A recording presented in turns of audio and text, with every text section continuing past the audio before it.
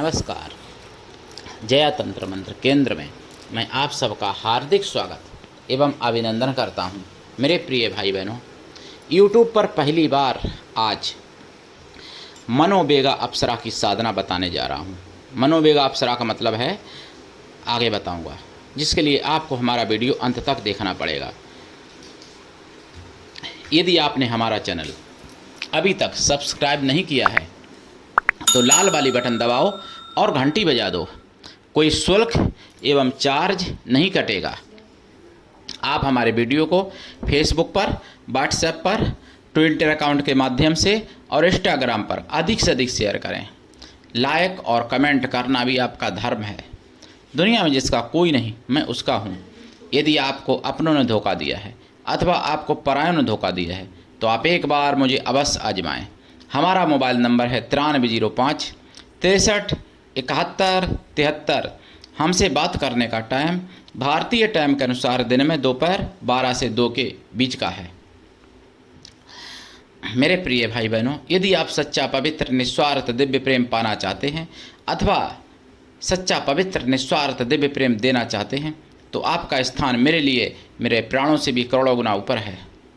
मैं राष्ट्रीय अध्यक्ष कृष्णा दल एवं महामंडलेश्वर आप सबसे निवेदन करता हूं, यदि आप मानवतावादी हैं अथवा आप सनातनी हैं तो मुझसे ज़रूर जुड़ें। यदि आप में योग्यता हुई तो मैं आपको पदाधिकारी भी बनाऊंगा अपने संगठन कृष्णा दल में। ये कृष्णा दल हमारा आपका सबका एक परिवार है। आप देश विदेश में, विश्व के किसी भी कोने में रहते हैं, किसी भी जाति धर्म से हैं, कोई दिक्कत नहीं। आप हमारे दिए हुए ज्ञान से भरपूर लाभ उठा सकते हैं। मेरे प्रिय भाई बहनों, मनोवेगा अप्सरा पूरे YouTube पर खंगाल लेना अभी तक नहीं मिलेगी। अब आज मैं बताने जा रहा हूँ। मेरी कॉपी करके कोई डाले, मैं मना नहीं करता। मनोवेगा अप्सरा जिसकी पूजा पद्धति मुगलिया शासन में नष्ट हो गई थी, जो विदेशी आक्रांता आए थे यहाँ पर, उन्होंने भारतीय संस्कृत और संस्कृति को नष्ट करने का पूर्ण प्रयास किया और विशेष बहुत ज़्यादा नष्ट भी किया। तो उसी श्रृंखला में मनोवेगा अप्सरा की साधना भी नष्ट हो गई थी। मनोवेगा का मतलब है मन की जैसी गति, मन की जैसी रफ्तार। मन जितनी जल्दी कहीं पहुंच सकता है। जैसे मान लो आप यहाँ बैठे हो, आप भारत में हो, आपने सोचा अमेरिका के बारे में, सेकंड के अंदर अमेरिका में आपका मन पहुंच गया। उसी तरीके से ये मनोवेगा अप्सरा कहीं भी जा सकती हैं, कहीं भी इनको आप भेज सकते हो और कहीं से कुछ भी मंगा सकते हो, लेकिन पूर्ण सिद्ध करने के बाद ये संभव है। मनोवेगा इसलिए नाम है कि मन की गति से ये चलती हैं। मनोवेगा अप्सरा इतनी जल्दी कोई जिंद भूत प्रेत बैताल नहीं जा सकता। और यहाँ तक कि सारी अप्सराएं भी मनोवेगा की तरह नहीं जा सकती।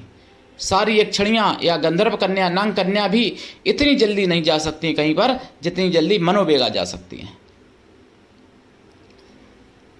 अब मनोवेगा के बारे में बताऊं उससे पहले मैं आपको कुछ ज़रूरी बात बताना चाहता हूं। देखिए, जैसे मैं कभी कभार कुछ सच्चाई बोल देता हूं तो कुछ मुस्लिम भाइयों को लगता होगा कि ये मेरी धर्म की बुराई कर रहे हैं या मेरे मजहब की। मैं कभी मजहब की या धर्म की बुराई किसी की नहीं करता, लेकिन सच्चाई जो है वो मैं कहता हूँ और सहता भी हूँ सच्चाई, और सच्चाई को स्वीकार भी करता हूँ, लेकिन सच्चाई होगी तभी। प्रिय भाई बहनों, मैं सुन रहा था जनमत में सुदर्शन चैनल पर 20 जुलाई को, तो वो जनमत में बताया गया था कि उत्तर प्रदेश के प्रयागराज में कांवड़ यात्रा जा रही थी। मस्जिद के सामने से निकली कांवड़ यात्रा, जबकि जीटी रोड है वहाँ पर। जीटी रोड से निकली, किसी के द्वारे से या किसी की गली से या किसी के घर से नहीं निकली, जीटी रोड से निकली, मस्जिद के सामने से निकली। बस फिर क्या था, मस्जिद से भीड़ निकली और उन निर्दोष निहत्थे कांवड़ियों पर यानी मारपीट करने लगी। जो जिसके हाथ में आया, पत्थर, ईंट, लाठी, डंडा, लात, घूंसा, जो जिसने सोचा, जैसा चाहा वैसा निर्दोष कांवड़ियों को मारा। जो कांवड़िया लोग तो बम बम भोले के नारे लगाते हुए बनारस जा रहे थे, लेकिन उन कांवड़ियों ने क्या बिगाड़ा था इन लोगों का जो इन्होंने मारा। तो अब बताइए ऐसे जिहादियों को मैं क्या अच्छा इंसान कैसे मानूं, और क्या कौन अच्छा इंसान मानेगा बताइए। जिस समय कांवड़ यात्रा करते हैं लोग, चाहे हिंदू कितना पापी भी हो, लेकिन जिस समय वो कांवड़ यात्रा करता है, कांवड़ के नियम करता है, तो कांवड़ के नियम एक संत जैसे हो जाते हैं। नंगे पैर चलना, तपती सड़क पर, कीचड़ में भी, सड़क पर भी, धूप में भी, शुद्ध शाकाहारी रहना, यहाँ तक कि लहसुन प्याज तक नहीं खाते हैं बहुत से कांवड़िया लोग, खाना भी नहीं चाहिए। और बम बम भोले के नाम से झूमते हुए सब कुछ भूल जाते हैं, घर घाट का अपना मोह माया, और केवल भोले के दीवाने हो जाते हैं उस समय। और वो जाते हैं भोले के चरणों में, कांवर चढ़ाते हैं। उस समय कुछ लोग, हिंदू लोग, कांवड़िया लोगों को पैर छूते हैं, कुछ लोग कांवड़िया लोगों पर पुष्प भी बरसाते हैं, यहाँ तक कि माननीय योगी आदित्यनाथ भी पुष्प बरसाते हैं कांवड़िया लोगों पर। उन निर्दोष कांवड़िया पर इन जिहादी आताताइयों ने, इन सुअर के पिल्लों ने मारपीट की। बताइए उनको मैं क्या कहूँगा, कैसे इंसान मैं मान सकता हूँ। भाई शत्रुता अगर हमारी आपकी दुश्मनी है, आपने मुझे मारा या मैंने आपको मारा अलग विषय, लेकिन वो तो अनपरिचित थे, केवल जा रहे थे उस रास्ते से। उनकी मस्जिद थोड़ी तोड़ रहे थे, ना मस्जिद में कोई तोड़ फोड़ कर रहे थे, ना उनके कोई खिलाफ नारे लगा रहे थे, वो तो बम बम भोले के नारे लगा रहे थे और उनको मारा। ये मैंने सुना है 20 जुलाई को जनमत में सुदर्शन चैनल पर, और 21 जुलाई को सुना है मैंने जनमत के बाद फिरोजाबाद जिला में, वो भी उत्तर प्रदेश में ही है, फिरोजाबाद जिला में कांवड़िया लोग जा रहे थे नीचे सड़क से, ऊपर फ्लाईओवर था, फ्लाईओवर से पन्नी में भर के गौमांस फेंका कांवड़ियों के रास्ते में। कांवड़िया के ऊपर तो नहीं गिरा, लेकिन पूरे रोड पे बिखर गया, कांवड़ियों का गुस्सा भी फूट पड़ा। हालांकि अब ऊपर सड़क, ऊपर वो फ्लाईओवर थे और ये नीचे थे सड़क पर, तो ये उनका कर क्या सकते थे गुस्सा होके, कुछ नहीं। पुलिस आई, एकदम साफ सफाई हुई सड़क की, सीसीटीवी कैमरे से खंगाले जा रहे। लेकिन क्या इतना ही पर्याप्त है? और बताइए उनको मैं कैसे इंसान मानूं? भाई मांस तुम खाते हो, कोई तुमको रोकता तो है नहीं, अपने घर में खा सकते। तो उन कांवड़ियों को ऊपर फेंका क्यों? ये अपराध नहीं है? अगर मान लो, बुरा मत मानिएगा कोई मुस्लिम भाई बहन अगर हो तो, सच्चाई में आपसे पूछता हूँ, आप अपने दिल पर हाथ रख के बताइएगा। आपका ताजिया निकल रहा हो, आपका कोई मुहर्रम का जुलूस निकल रहा हो, और आपके ऊपर यदि कहीं धोखे से किसी ऐसे जानवर का मांस फेंक दिया जाए जिसका आप लोग नाम भी लेना पसंद नहीं करते हैं, तो बताइए आपको कैसा लगेगा? सोचिए, कल्पना करिए। अगर आपके ऊपर ऐसा होता तो पूरे हिंदुस्तान को शायद आप लोग सर पर उठा के रख लेते। लेकिन हिंदुओं के साथ हुआ कांवड़िया यात्रियों के साथ, इसलिए ये केवल छोटी सी खबर बन के रह गई। और मैं एक बात बता दूं, धामी सरकार कहते हैं कि कांवड़िया लोगों से कि कोई तलवार, भाला, त्रिशूल, कोई नुकीला हथियार लेके ना आए। तो एक बात और जोड़ दो, कांवड़ियों से कह दो धामी सरकार कि पुष्प मालिका लेके आएँ, और कोई जिहादी रास्ते मिले उनको पहना दें। जिहादियों से प्रेम करने वाली ये धामी सरकार, अगर कांवड़िया लोग त्रिशूल लिए होते, प्रयागराज में भाला लिए होते, तलवार लिए होते, तो अपना बचाव तो कर सकते थे, अपनी रक्षा तो कर सकते थे। जिनको मारा गया, पिटते तो नहीं, कुटते तो नहीं, चोटिल तो नहीं होते, और फिर किसी की औकात भी नहीं होती कि उनको कोई हाथ लगा लेता अगर हथियार होता तो उनके पास। तो ऐसा यूपी में हुआ, और धामी सरकार भी कमज़ोर कर रही। धामी सरकार से कहना चाहूँगा, और आप भी कहिए, कि अगर तुम्हारे क्षेत्र में कांवड़िया लोगों पर कोई जिहादी पत्थर बरसाता है, कोई नुकीले हथियार से हमला करता है, तो क्या तुम उनको फांसी लगा दोगे जिहादियों को? तुम्हारे अंदर इतनी दम है? कभी दम नहीं होगी तुम्हारे अंदर कि जिहादियों को फांसी दे पाओ तुम।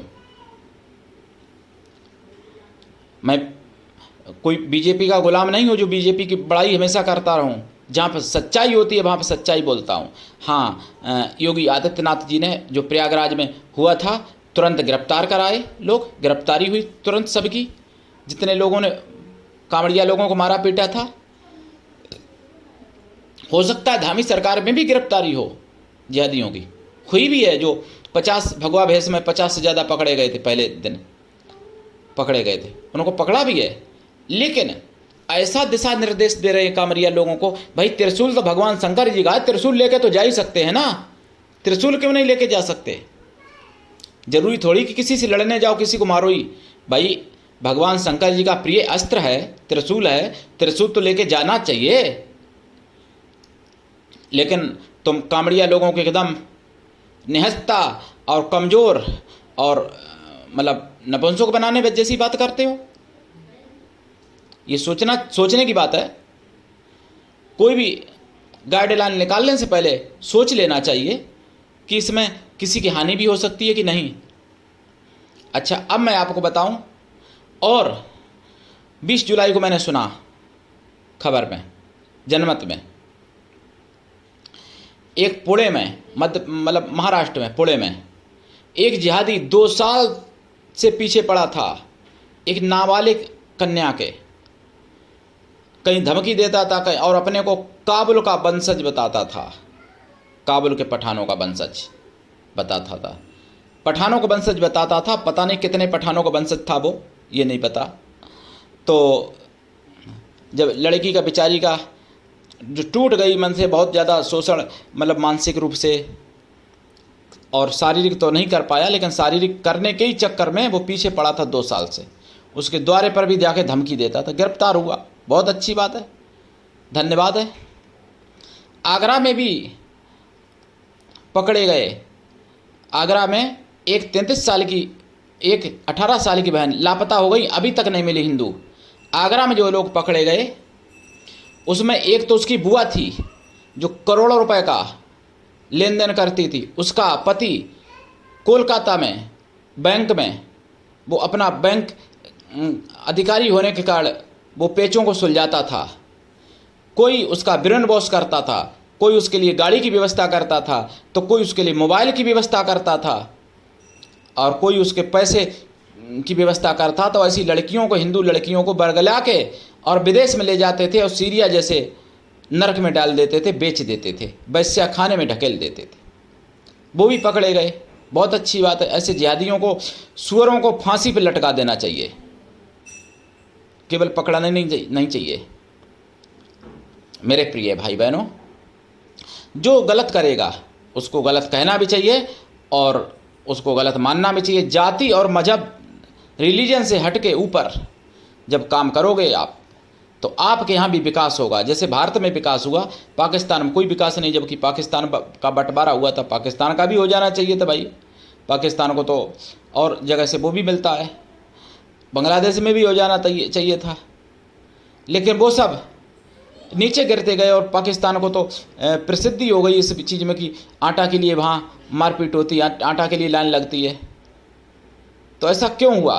केवल इसलिए हुआ कि आप मजहबी जहर में फंसे रहे। मजहबी जहर जो है आपको ले डूबा, और जो बचे खुचे हैं आप लोग, तो आप लोगों को भी ले डूबेगा। मुसलमान भाई बहनों से मैं कह रहा हूँ, इसलिए मजहबी जहर से उठ के ऊपर, जाति, मजहब, भाषा, क्षेत्र से ऊपर हट के जब काम करोगे, आप मानवता के लिए काम करोगे, तो आपका भी नाम होगा, आप भी पूजे जाओगे, आपका भी विकास होगा।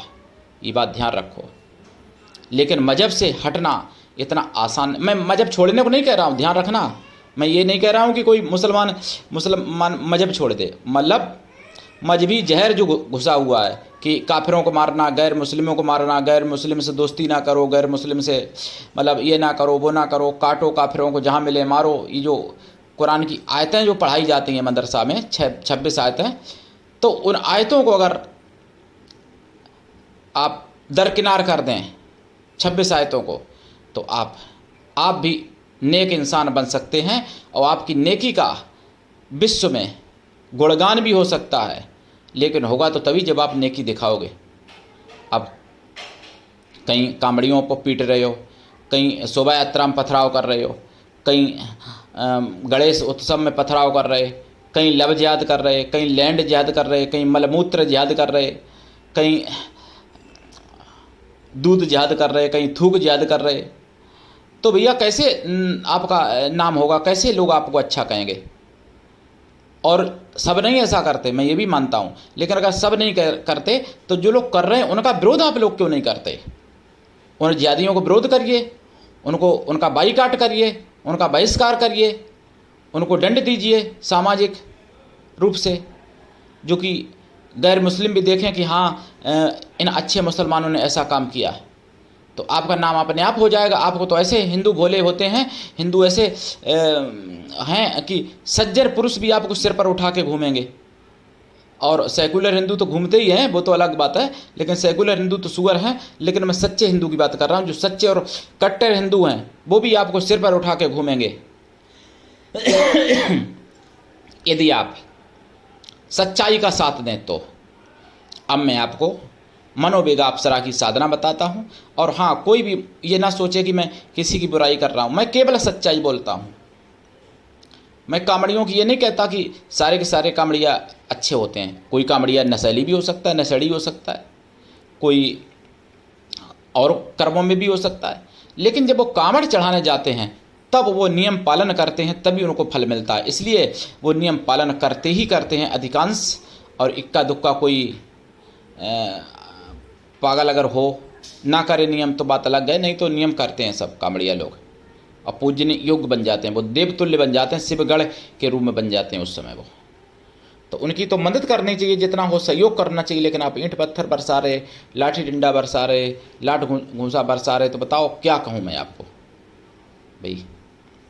सुअर गंदगी करता है और ये भी गंदगी कर रहा है, इसलिए मैं सुअर बोलता हूँ। ऐसा नहीं कि मैं कोई गाली दे रहा हूँ, मतलब जो गंदगी फैलाता है उसको सुअर बोल सकते हैं।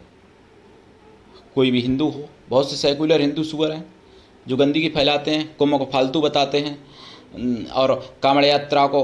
और हाँ, मैंने सुना 21 जुलाई को जागो में इकबाल कांवड़ियों को गुंडा कह रहा है, इकबाल विधायक संभल का, जबकि ताजिया में कितने तलवारें लहराई गई, ताजिया में भगवा जलाया गया, ताजिया में गर्भवती हिंदू महिला को पीटा गया, पेट पर लात मारी गई, ताजिया में एक मौत भी हो गई हिंदू महिला की।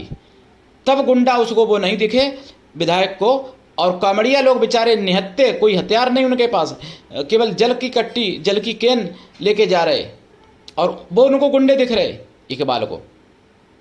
इकबाल विधायक को मैं क्या बताऊं, अगर मैं केंद्र में पावर में होता तो मैं बता देता तुरंत। मोदी जैसा नहीं हूं मैं, जो कि मोदी जिहादी, अब मैं क्या बताऊं जिहादियों को, मतलब ऊपर न्यौछावर हो जाने वाले। रामबाग में, वो रामगढ़ में एक जगह है, वहाँ 532 मकान मुस्लिमों को दिए मोदी ने, लेकिन 24 में वोट एक भी नहीं मिला।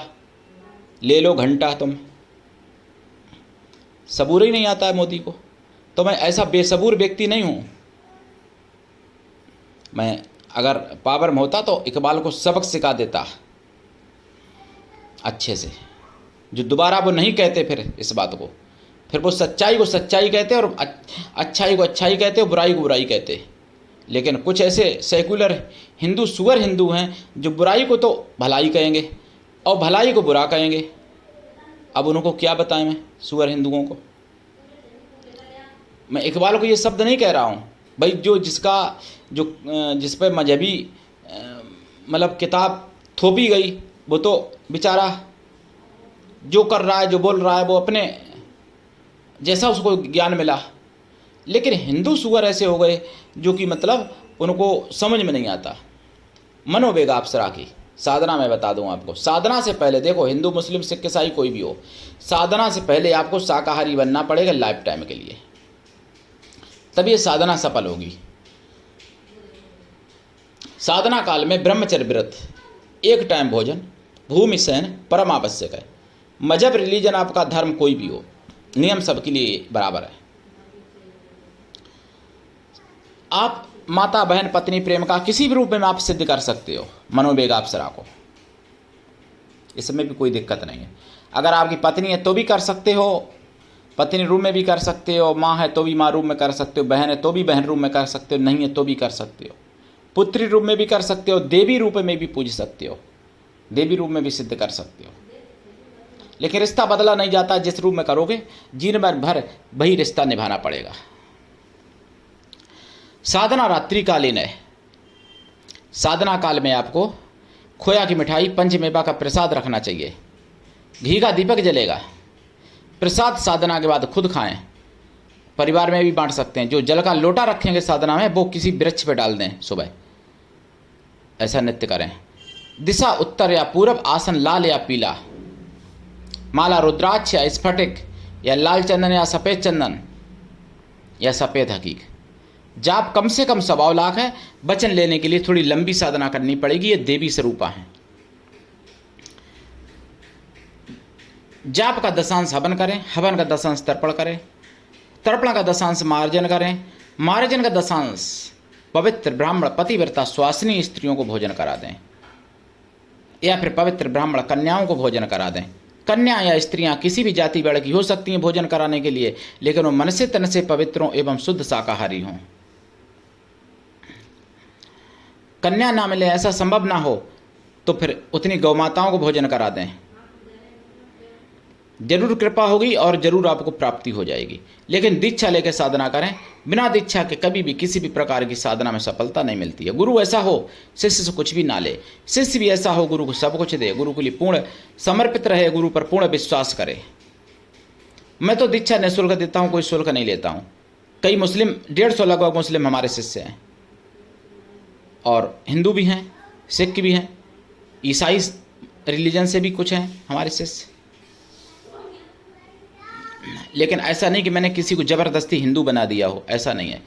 जबकि इस्लाम में या ईसाई में हिंदुओं को ईसाई या मुसलमान बनाया जाता है, ज़बरदस्ती बनाया जाता, बरगलिया के बनाया जाता, धमका के डरा के बनाया जाता है। लेकिन सनातन में एक भी ऐसा रिकॉर्ड नहीं है जिस सनातनी ने किसी भी ईसाई को या किसी भी मुस्लिम को मार के, धमका के या प्रलोभन दे के हिंदू बनाया हो। ऐसा कोई रिकॉर्ड नहीं है अभी तक। तो आप खुद ही समझो सच्चाई को, मतलब कि कहाँ शांति मिल सकती है, कहाँ शांति है, कहाँ सच्चाई है। आप खुद ही सोच लो, समझदार हो तो। और हाँ, ये ज़रूर है, देखो आप कितने भी अच्छे हो, अगर आप 4 भाई हैं और आप अपने खराब भाइयों को भी, अगर आप निर्दोष रूप में, यानी आपके लिए कोई गलती नहीं की, उनको आप मारते हो, पीटते हो, तो आप गलत कहे जाओगे, अच्छे नहीं कहे जाओगे। भाई मुसलमानों के साथ है। मुसलमान जो है हिंदुओं को, निर्दोष हिंदुओं को मारते पीटते हैं, सताते हैं, जान से भी मार देते हैं। तो बताइए उन मजहबी जहर से भरे हुए जिहादियों को कैसे कौन अच्छा कहेगा? हाँ कहेंगे, सेकुलर सुअर हिंदू तो कह देंगे। उनकी तो ऐसा है कि उनकी माँ बहन बेटी का खुद भी आप बलात्कार करो उनके सामने आके घर में, तो भी वो आपको शायद अच्छा कह दें, लेकिन बाद में फिर रोते हैं, मर जाते हैं वो। जैसे बांग्लादेश में मारे गए, बंगाल में भी मारे जा रहे। तो मेरे प्रिय भाई बहनों, जागिए। हम ये नहीं कहते किसी से लड़िए झगड़िए, लेकिन अपनी रक्षा के लिए अस्त्र शस्त्र रखिए, मिलजुल के रहिए, प्रेम से रहिए, एकजुट रहिए, संगठित रहिए। लेकिन सबका कल्याण करने वाला, वसुदेव कुटुंबकम की सोच रखने वाला केवल सनातन धर्म है। ये बात हमेशा ध्यान रखना। और मजहब रिलीजन में तो ईंचा तानी पड़ी है, लेकिन सनातन धर्म में प्रेम, ज्ञान, समर्पण, त्याग, ये सब है। इसलिए सनातन को खंडित करने के लिए पश्चिमी सोच ने, पश्चिमी देशों के लोगों ने सनातन को खंडित किया, और सनातनी आज के समय में हिंदू लोग गुलामी का जीवन जी रहे हैं भारत में। कहने को स्वतंत्र भारत, लेकिन जी रहे गुलामी का जीवन। भाषा की गुलामी, पहनावा उड़ावा की गुलामी, खान पान की भी तो गुलामी हो गई है। अब तो खाने के भी आप गुलाम हो गए। तो आप खुद ही समझ सकते हो। संस्कारों की गुलामी, संस्कारों की गुलामी है तभी तो, नहीं तो किसकी हिम्मत है सनातन की तरफ कोई आंख उठा के देख ले। सनातनी लोग जो हैं शेर और संत दोनों होते हैं, यानी माला और भाला दोनों रखते हैं सनातनी जो सच्चे होते हैं। मेरे प्रिय भाई बहनों, जागिए और दूसरों को भी जगाइए। आप सबका चैनल है, हमारा नहीं है, इसलिए आप अपना चैनल समझ के इसको आगे बढ़ाइए। सनातन धर्म की आवाज़ है, सच्ची आवाज़ है, जन जन तक पहुंचाइए और हमारा साथ दीजिए। आज के लिए इतना ही। धन्यवाद। जय श्री राम, जय सनातन, जय हिंदू राष्ट्र, हर हर महादेव, वंदे मातरम।